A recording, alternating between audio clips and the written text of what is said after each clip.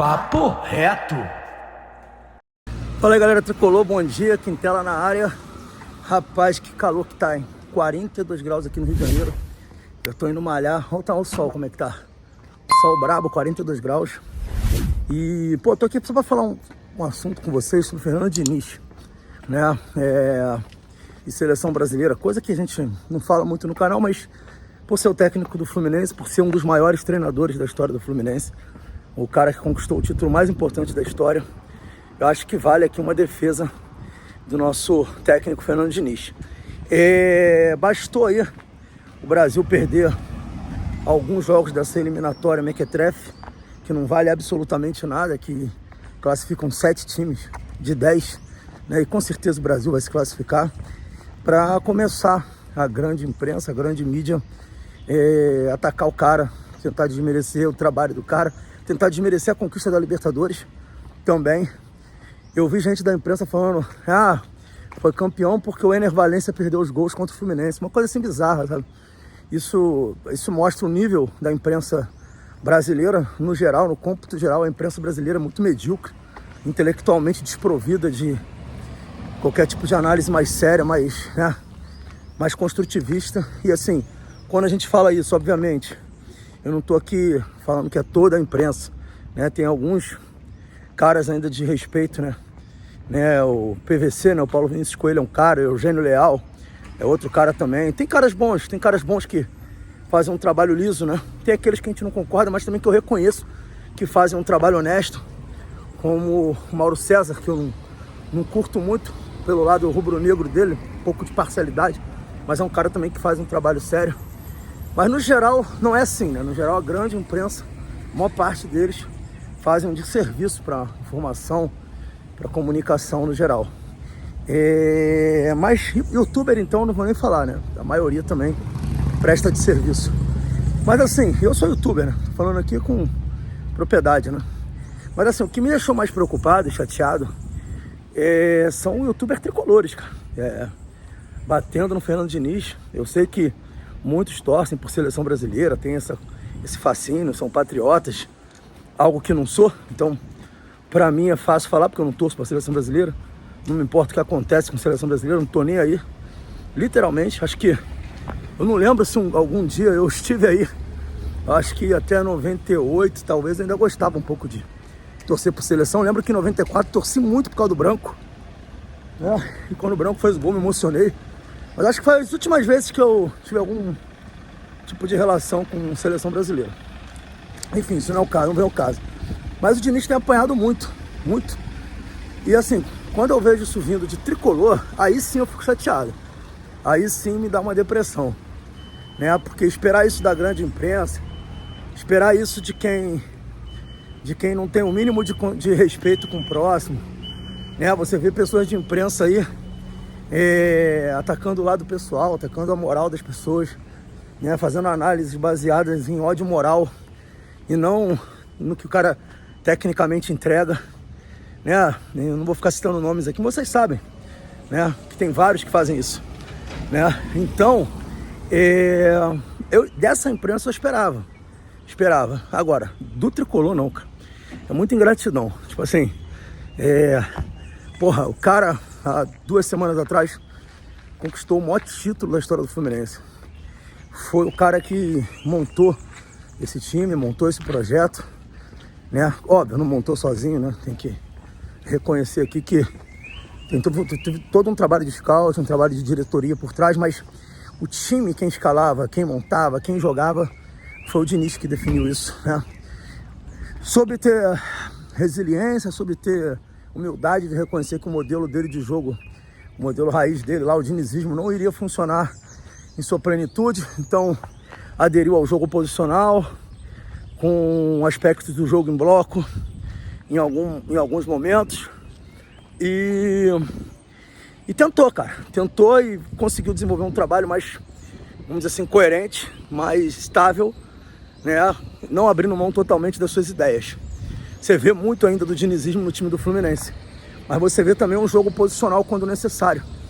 Na seleção brasileira, quando ele assumiu a seleção brasileira, eu sinto que ele está tentando implantar o modelo dele mesmo, do dinizismo raiz. Ele tentou. pela qualidade técnica dos jogadores, que é maior do que o Fluminense. Mas ele não conseguiu. E ele voltou a aderir ao jogo híbrido, né?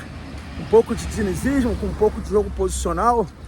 Só que assim, cara, a gente tem que... Tem duas situações que precisam ser levadas em consideração aí nessa questão da seleção brasileira. E aí, quanto aos tricolores que falam dele, eu peço que tenham um mínimo de consideração, mínimo de respeito, mínimo de reconhecimento pelo que ele fez e foda-se a seleção brasileira. Agora, analisando tecnicamente, taticamente a seleção brasileira, tem dois problemas que precisam ser levados em consideração. Para o Diniz conseguir implantar esse modelo de jogo híbrido dele, né? Dinizismo / jogo posicional, / jogo em bloco, subida apoiada, essas coisas. Todo mundo falou isso é uma realidade. Ele precisa de tempo. Precisa de tempo de trabalho. Ele precisa de um tempo junto com os atletas. Ele precisa do dia a dia, coisa que ele não vai ter na seleção brasileira. Então é impossível, talvez, ele conseguir implantar essa sua ideia de jogo. Só que aí o Diniz vacila, porque ele poderia fazer o feijão com arroz e fazer o básico, né? Tendo em vista essa dificuldade que ele tem de treinar a equipe. E aí depois, com o tempo, ele vai implantando, né, o modelo de jogo dele. Agora, tem uma outra questão também que é muito importante. Gente, aquela seleção brasileira que a galera estava acostumada de ver lá 11 craques, né, todos titulares nos seus times, isso acabou, gente. Isso acabou. Isso acabou em 2006. Em 2010, vocês parem para analisar o time do Brasil de 2010, já era um time limitado. Quem era o grande craque? Quais eram os craques do time do Brasil de 2010, da Copa do Mundo de 2010? Era o Kaká. Quem era o outro? Não tinha ninguém. Era o Kaká. Kaká e ponto final. Entendeu? Vamos dizer aí que o Daniel Alves e o Marcelo? Tá, talvez. Então tá. Bota aí, Daniel Alves, Marcelo e Kaká. Eram os craques daquele time. Daniel Alves é lateral direito, não é atacante. Marcelo é lateral esquerdo, não é atacante. E jogava... Na verdade, ele era ala esquerdo no Real Madrid e na seleção brasileira jogava de lateral como o Diniz quer no Fluminense. E rendia muito menos do que poderia render, do que rendia no Real Madrid por conta disso. Então não era o Marcelo do Real Madrid, era o Marcelo que os técnicos brasileiros queriam que jogasse de lateral. Tá. Então isso é um ponto pacificado. 2014, mesma coisa. Marcelo, Daniel Alves, Neymar. Neymar se machucou.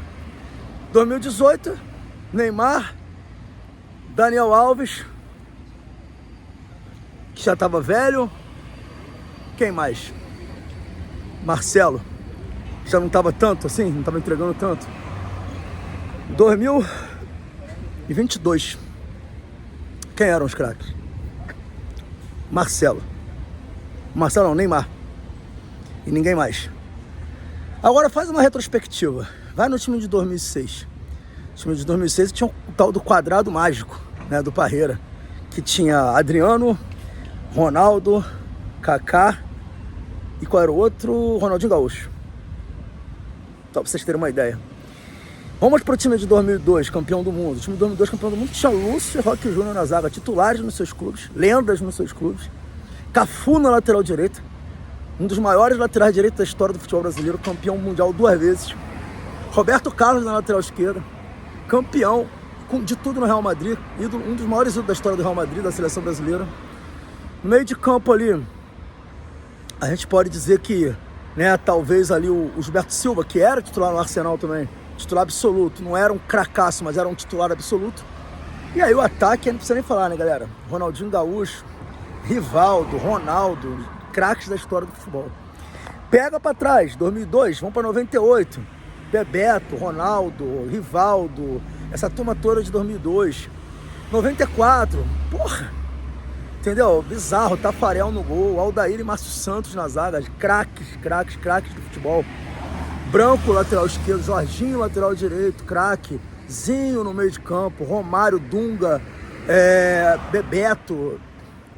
90, porrada de craque também, técnico que era fraco. 86, 82, então assim, galera, a gente tem que considerar isso, entendeu?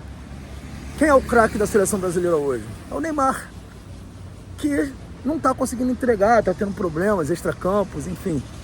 mas que é um craque, um gênio, e a imprensa não quer, né? O único craque a imprensa não quer. Persegue o cara pra caralho, né? Vinícius Júnior não é craque, gente. Vinícius Júnior é um jogador normal, não é craque. Rodrigo não é craque. Então assim, você tem que parar pra pensar nisso. O futebol brasileiro vive uma safra péssima. O único craque dessa seleção brasileira que vai virar craque, tipo assim, não pode dizer que é craque ainda porque ainda tem chão a percorrer, mas vai virar, com certeza vai virar, é o André, que joga no Fluminense, tá? É o André, ele vai virar craque, tá? E pra mim ele já é craque, mas ele vai virar monstro do futebol. Então a gente vai ter um volante que é monstro do futebol, vai ser o André, monstro, tá? Nível desses caras que eu falei anteriormente. E o Neymar. Mas o André não decide jogo, o André ele é volante, entende? Então assim, a culpa é do Diniz mesmo? Mas com o Tite o time ganhava, mas com o Tite o time jogava como joga o futebol europeu. Jogava de forma posicional, reativa por uma bola. A única coisa que tinha de diferente era a pressão pós-perda, que era muito intensa. O Diniz pode fazer isso, acho que até deve fazer isso para ganhar os jogos da eliminatória e se estabilizar. Ele pode fazer isso, mas não vai ser Diniz, entendeu? Vai ser tudo menos Fernando Diniz. O que o Fernando Diniz está tentando é implantar um futebol que o povo brasileiro gosta, que quer ver. Mas eu não sei se é possível pela qualidade técnica dos jogadores que a gente tem hoje. Então, assim, acho que isso também tem que ser levado muito em consideração, a safra de jogadores do futebol brasileiro. E não é difícil perceber a decadência. Não é nem um pouco difícil de perceber a decadência comparado com o futebol que o Brasil jogava antes. A Argentina também está passando por esse problema. É uma tendência do futebol sul-americano isso, inclusive. Então, assim, o que o Diniz poderia fazer para melhorar? Na minha opinião, poderia fazer o básico, o simples, porque ele não tem tempo de treinar esse time. Segundo, ele não tem uma safra privilegiada. Dá para melhorar o resultado? Dá para melhorar o resultado. Basta fazer o básico que o Tite fazia. Mas será que é isso que a galera quer ver, o básico? É isso, numa eliminatória que classifica 7 times? Ou você quer ver o cara tentar fazer alguma coisa diferente? Então fica a pergunta aí, você tricolor, torcedor do Fluminense, cara, gratidão, Diniz. O importa é o que ele faz no Fluminense, não em seleção, bicho. Nossa seleção é essa aqui, ó, verde, branco e grená, valeu? Esse é meu papo aí sobre essa questão, minha reflexão sobre o trabalho do Fernando Diniz na seleção brasileira. Valeu!